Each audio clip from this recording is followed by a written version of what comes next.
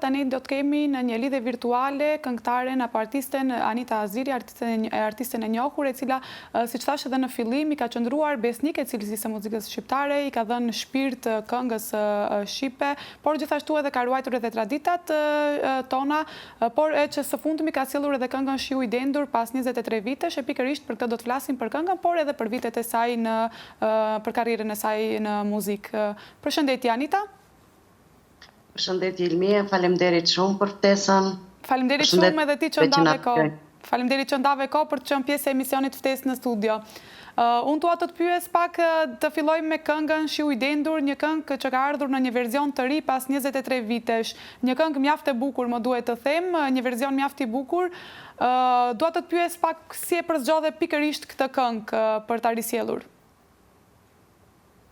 Shiu i dendur është një këngë, do me thënë, e krijuar shumë kohë më parë, mund të them 23 vite.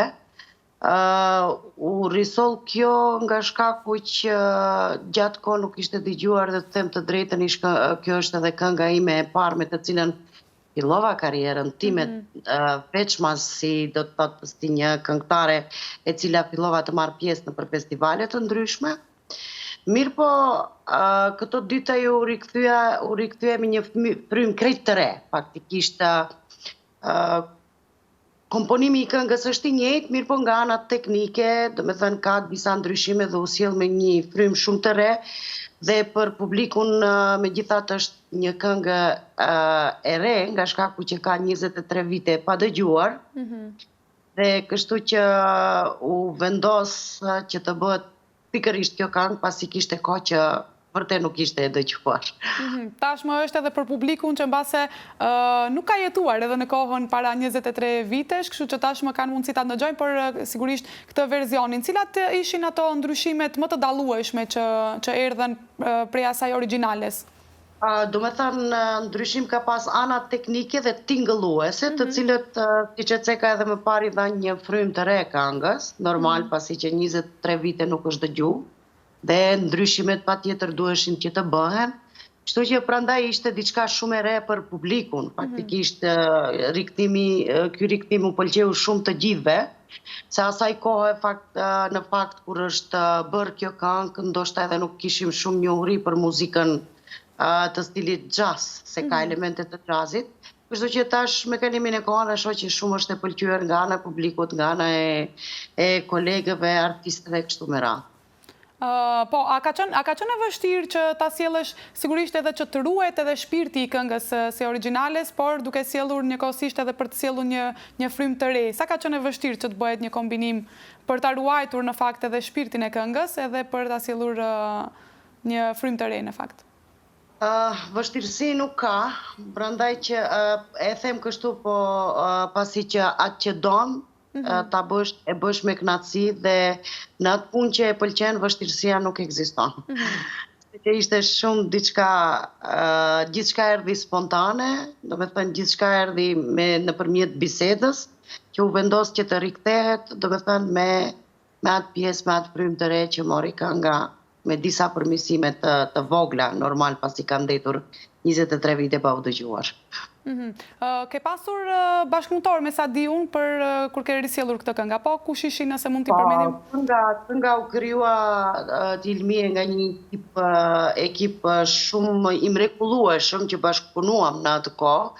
Muzikën e shkroi kolegja, mikja ime e zemrës, që jam shumë me fat që kam një njeri si ajo afër vetes, është Teuta Alimi Selmani. Gjithashtu edhe është orkestrimin e realizoi në fakt Virusi, të cilin e din Virusin për mjeshtrinë e aranzhimeve që i krijon, si dhe tekstin njëjtë e shkruajti kolegja ime asaj kohe, Lauria Ibrahime, edhe ajo është një profesoresh e muzikës.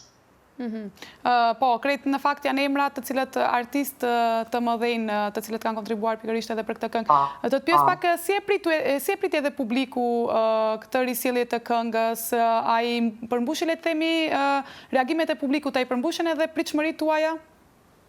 Po.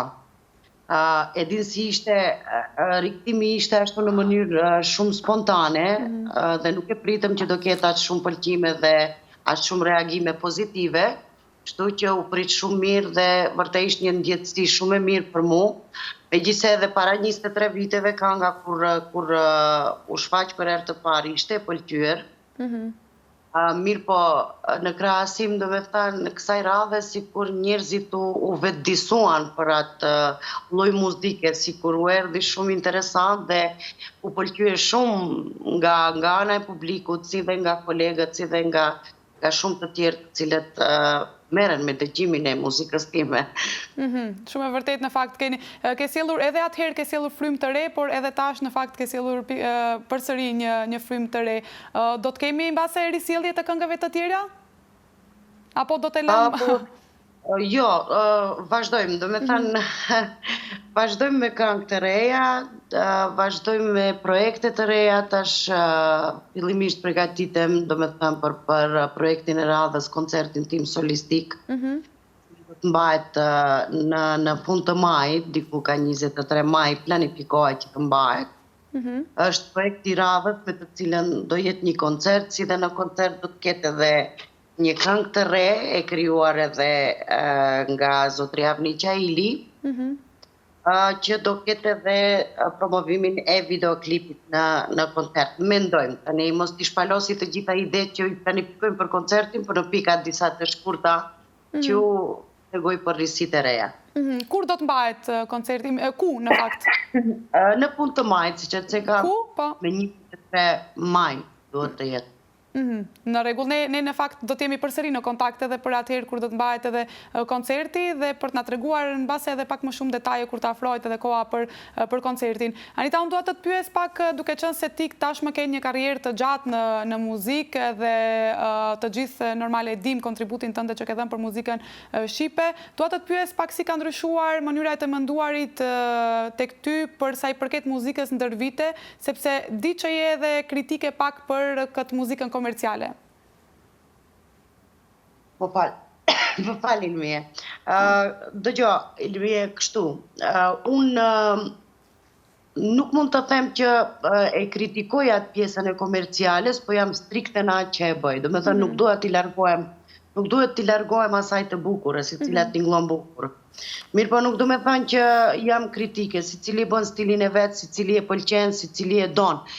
Po fatkeqësisht e them që kohën e fundit e kam thënë edhe në shumë intervistat të tjera që muzika nuk, do me thënë kohën e fundit nuk dëgjohet, po shikohet.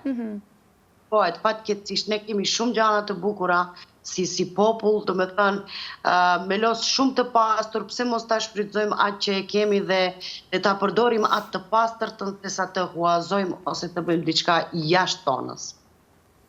Shumë e vërtet në fakt, këtë e thonë shumë artistë të mëdhenj që muzika viteve të fundit më shumë le të themi shikohet se sa dëgjohet, por si e shihni edhe interesimin e të rinjve për të mbajtur cilësinë në muzikë, sepse ju jeni edhe pedagoge. Problemi është aty që muzikës mund t'i themi pak që shkon edhe me një farë lloj edukate, ashtu si ushqen fëmiu, ashtu dhe vazhdon. Nëse fëmiu rritet me një muzikë në shtëpi të pastër, nuk do me thënë që nuk duhet të ndëgjojë muzikë komerciale ose muzikë që e ka të moshës së vet. Mirë po përsëri ai veshi e krep, do me thënë e anon në atë të pastër, më kupton? Vërej që është gjithçka e përzime. Në atë kuptim se ka një pjesë të cilët nuk e dinë këtë lloj të muzikës ose nuk e dëgjojnë, merren me komercializëm, po ka edhe një pjesë të rinisë e cila e dëgjon dhe e pëlqen. Me thënë, këngët e vjetra nuk vdesin. Shumë e vërtet. Këngët e vjetra janë të gjalla çdo herë, të cilat edhe sikur ti risjellish ose ti përpunojsh pas sa kohe, ato faktikisht më priten shumë ngrohtë nga publiku ose nga rinia ose nga do të thënë nga çdo kush që e pëlqen atë muzikë. Ajo nuk humb asnjëherë. Shumë e vërtet në fakt kjo. Po falë, se të ndërpreva këto komercialet i kemi momentale. Me thënë gjithçka është momentale që bëhet hit në një periudhë të caktuar edhe mandej zhduket humbet edhe një këngë të mirë fillt, një këngë të pastër kur e punon, do me thënë me atë bukurinë e asaj që duhet ta ketë dhe pas 20 viteve të dëgjosh e të kënaq shpirtin. Shumë e vërtet, në fakt atë desha të them edhe unë që këto komercialet mund të jenë të momentit, janë momentale, por që ato të vjetrat gjithmonë edhe kur do të risillen, por edhe ato të vjetra me ato originalitetin e vet, përsëri janë dëgjohen, besoj, edhe nga të rinjt edhe nga gjeneratat më të vjetra. Unë do të pyes pak edhe për pjesën e mendon që ka hapësirë më pak për ato, le të themi, për artistët të mirëfillt, sepse shpesh dëgjoj të rinj të cilët janë shumë të talentuar, që kanë talent për muzikë, sigurisht janë artistë të lindur, por shpesh thonë që na detyron tregu që të bëjmë këngë komerciale, sepse nuk na jepet shumë hapësirë nëse bëjmë këngë të tjera. Gjithçka është me dëshirë. Do të thënë, gjithçka që e bëjmë me dëshirë. Unë shkoj, do të thënë, edhe në hajngje të ndryshme, po nuk i largohem asaj times. I largohem. Tani, nëse e bën dikush muzikën vetëm për të bërë pazar dhe për të për të përfituar, ajo është tjetër çështje. Mirë po, mundesh ta bësh edhe në parahengje, edhe në bankete, në solemnitete të ndryshme, mund ta bësh atë që ti e don dhe e këndon. Mos ti largohesh asaj vetëm se e don tregu. Është shumë fakt, se unë kam pasur që nga fillimi i karrierës time, unë kur kam filluar, do me thënë, të merrem me këndim me një stil krejt të veçantë, unë kam pasur shumë kritika nga ajo që unë, do me thënë, tregu nuk do më doj, nuk do më... Mirë po, unë e kam bërë atë që mu më ka kënaq. Dhe kam mjaftu nëse shembull ta marr Ilmia, ose shoqja ime, ose ai tjetri më kanë dëgju për mu, ka qenë një kënaqësi shumë e madhe, nga shkaku që më kanë vlerësuar njerëz të mëdhenj. Shumë e vërtet në fakt, sepse mbas aty është edhe dallimi, kur folëm edhe për atë pjesën e muzikës komerciale, mbas aty është dallimi sepse artistët, zakonisht artistët e mëdhenj, siç e ti në fakt edhe një nga ato, zakonisht bëjnë art sigurisht për kënaqësinë e vet dhe për njerëzit që ti dëgjojnë e jo për të bërë mbase para. Çfarë mendon se duhet të ruhet apo edhe të promovohet më shumë edhe traditat tona, le të themi, muzika tradicionale në përgjithësi? Sa e rëndësishme është që të ruhet? Unë mendoj që po. Unë mendoj që po, se kemi pasuri shumë të madhe që ende nuk kemi në vetdije, nuk e dim. Shkaku që kënga e vjetër ekziston me vite e vite, cila kur e risjell në publik ose në ndonjë mbrëmje, ajo shpreh, do me thënë, brenda ka një nostalgji dhe shumë kujtime të veçanta. E din sikur je rit me një këngë dhe ti kur e dëgjon të kthen prapa të kujton fëmijërinë. Sa e kam dëgjuar këtë këngë. Do me thënë, janë këngë të cilët apo nuk duhet humben. Nuk duhet humben se janë punuar vërtet me një përkushtim shumë të madh asaj kohe dhe duke ditë periudhën se si kanë jetuar prindërit tanë kështu me radhë, se sa janë munduar për të bukurën, është gjëna tash dukim dhe t'i kthehemi komerciales dhe tregut tonë. Shumë e vërtet në fakt, kjo vlen edhe për të gjitha traditat, jo vetëm në muzikë, por vlen edhe për të gjitha traditat tona të cilat duhen të ruhen dhe sigurisht edhe të promovohen ko pas kohe. Anita, çfarë të motivon? Ke vite në skenë dhe ende vazhdon në skenë, ende vazhdon të krijosh, çfarë të motivon për të vazhduar përpara, për të mos u ndalur kur, për të sjellur një muzikë aq cilësore, ose më mirë ta bëj pyetjen, çfarë e frymëzon Anitën? Unë dua të shkoj nga jo, do me thënë, më motivon e bukura, e pastërta dhe ajo që ka vlerë. Faktikisht, kur e shoh ndonjëherë që rinia janë pakës mbrapa dhe mendojnë krejt ndryshe, unë dua të shtyhem, do me thënë, nga ajo që duhet të tregoj se ka gjëna edhe më të bukura. Do me thënë, është ajo një nga arsyet që unë çdo herë për vete kam bërë ajo që më kënaq. Dhe çdo herë kur e shoh se ka një këngë, do me thënë, rezultat shumë të mirë, mua ende më tepër motivon që ende të bëj diçka. Ende më të mirë, ti themi. Po punon me njerëz që të cilët kanë vlera të mëdha artistike dhe të cilët të rrethojnë dhe në çdo kohë, ajo është shumë pozitive edhe për ne si këngëtar. Në shkaku që, do me thënë, pranon këshilla, pranon kritika, pranon gjithçka që shembull për një artist i vërtet duhet gjithçka të pranoj. Shumë e vërtet, por që besoj vlerësimi i muzikës tënde është ajo kryesorja në fakt që të shtyn të vazhdosh, apo? Vlerësimi. Po. Anita, duke qenë se ne sigurisht i shohim këto krijimet, artin, muzikën tënde të bukur, sigurisht, por mendoj që ka sfida edhe pse ti e the që nuk është e vështirë, sepse u tregove modeste në fakt, por do e them unë, sigurisht që nuk është e vështirë për të risjellur, sepse ti je një artiste shumë e madhe dhe kur e bën diçka që e the ti, kur e bën diçka që e don, sigurisht që pasioni pastaj i heq të gjitha ato vështirësitë. Megjithatë, besoj që si në çdo punë, në çdo profesion janë ato sfidat e veta. Dhe dua të pyes pak cilat janë sfidat që ti ke hasur më së shumti gjatë rrugtimit tënd profesional? Sfidat e mia janë ajo që thash në fillim kur u paraqita para publikut, isha me një stil të veçantë, do të thonë me stilin e jazzit dhe kisha sfida në atë se njerëzit shumë pak e dëgjonin. Dhe derisa unë mundova që të arri kulmin që t'i bind disa njerëz që muzika jazz është shumë muzikë e mirë, e cila në atë muzikë njeriu ndjen shpirtënisht muzikën, ishte shumë e vështirë për mu. Ishte shumë e vështirë nga shkaku që thjesht nuk e pranonin, si që tham edhe më herët, si e tekam që shkojnë mbas komerciales, dhe aso kohë ishte edhe në atë periudhë ishte. Komerciala, do me thënë, ka 20 vite ndoshta më shumë që është në treg.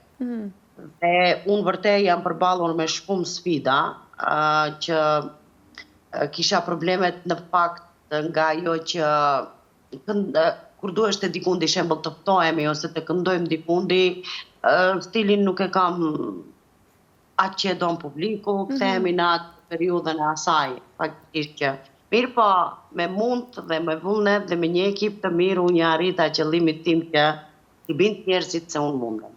Edhe ma, nuk mundem. Në fakt, përveç që i binde njerëzit që ti mundesh, solle dhe tek njerëzit atë që mase nuk ishte pranuar më herët, por tash në fakt preferohet. Të pyes pak, sigurisht e përmende koncertin që do ta kesh në maj, por cilat janë projektet të tjera, çfarë të presim në muajt në vazhdim, nëse mund të tregojmë diçka, nëse mund të na zbulojë diçka nga ty. Përpos një këngës të re, të cilët do të promovohet edhe videoklipi të Jeceka më herët që ka krijuar Avni Qaili, jemi në bisedime edhe për një këngë të re, do me thënë edhe për 2 këngë të reja, një nga Teuta Alimi, nga mikja ime, të dytën ndoshta përsëri me Avniun, po ende jemi, do me thënë, në kontakte të tilla. Do me thënë fatmirësisht që kam njerëz të cilët e njohin shumë mirë muzikën dhe më japin idea shumë të mira që nuk më lejon të largohem nga vetvetja. Të mbetem ai jam. Vazhdon po. Planet janë këta, megjithëse edhe në shumë të në rasteve i këshilloj edhe nxënësit e mi në shkollë që nuk duhet t'i largohen të bukurës, mirë po mosha atyre është ndryshe, ata janë fëmijë dhe normal që dëgjojnë atë që e shohin për momentin. Po, sigurisht, sepse kam bërë në base edhe rrjetet sociale pak këtë punën e tyre përsa i përket edhe promovimit të muzikës komerciale, duke qenë se sigurisht e përmende edhe nxënësit i përmende edhe je edhe pedagoge, si e ndan kohën mes pedagoges, dhe me thënë punën që bën, por në ndërkohë edhe që vazhdon të krijosh. Është, do me thënë, kur i don 2 punë, të cilët kanë të bëjnë në një profesion të njëjtë, mundesh me çdo dëshirë. Mirë po është pak shumë e vështirë në atë aspekt se duhet të jesh shumë e fuqishme në atë, përpos asaj jam dhe nënë e 2 fëmijëve. Kështu që mundohem ti menaxhoj të gjithë punët, përveç punës, përveç aktiviteteve, do me thënë që më presin në mbrëmje ose në ajë të ndryshme, janë edhe pjesa e fëmijëve. Po, me dëshirë, do me thënë gjithçka mbrihet e kalohet. Arrihet gjithçka, sigurisht pasioni është mbi gjitha, i te kalon të gjitha. Atë që don ta bësh e bën me vetë dëshirë dhe ndonjëherë edhe kur ankohem në shtëpi kur kthehem, them prim dhe shumë jam lodh, dhe ndalem them jam lodh për qejfin tim. Thonë jam lodh qejfin tim, nuk jam lodh për diçka tjetër, për gjërat që që ty të përmbushin në fakt. Që më përmbushin faktikisht. Shumë e vërtet. Duke qenë se jemi nga fundi, cili do t'jetë një mesazh, besoj që ke dhënë mesazh për mbase një përmbyllje, një mesazh përmbyllës për të gjithë ata të rinj të cilat duan ta ndjekin muzikën serioze, muzikën cilësore. Unë çdo herë kam dhënë këtë mesazh dhe ndoshta janë bërë shumë banale tek disa që më kanë dëgjuar. Çdo herë them këtë mesazh që rinia duhet të kontribuojë për të bukurën. Pra është arti. Dhe bëjnë diçka me vlerë, që nesër mbas nesër të mburen nga ajo që kanë kriju. Po, diçka që do të mbetet për gjithmonë dhe jo diçka që do të krijohet sot e nesër në fakt harrohet. Po, është fakt, është shumë e vërtetë. Shumë e vërtetë edhe një mesazh mjaft i mirë. Anita, çdo herë ka qenë ai mesazh, më fal se të ndërbreva përsëri, po thash unë jam kritike e asaj që duhet të bëjmë, domethënë duhet të vazhdojmë vetëm diçka me vlerë, jo jashtë atë. Kjo është në fakt edhe për të dhënë kontributin sigurisht në traditën tonë dhe në muzikën tonë. Po. Anita, faleminderit shumë që ishe pjesë e emisionit Ftesë në studio, që ndave disa informacione edhe për këngën e risjell tënde, por gjithashtu edhe për pjesën tënde, për karrierën tënde, por që unë besoj që do të flasim sërish ne, nuk do ta lëmë me kaq, sepse siç e thej, projektet e tua na presin në fakt projekte të shumta të tuat, me sa dëgjova, me sa atë që na the, kështu që besoj që do të shihemi sërish. Unë të falenderoj edhe një herë. Faleminderit edhe juve që çdo herë, domethënë më përkrahni në intervista të ndryshme. Kjo është diçka pozitive për mua dhe kështu që inshallah keni suksese sa më shumë mysafir. Faleminderit shumë. Faleminderit, mirupafshim. Mirupafshim.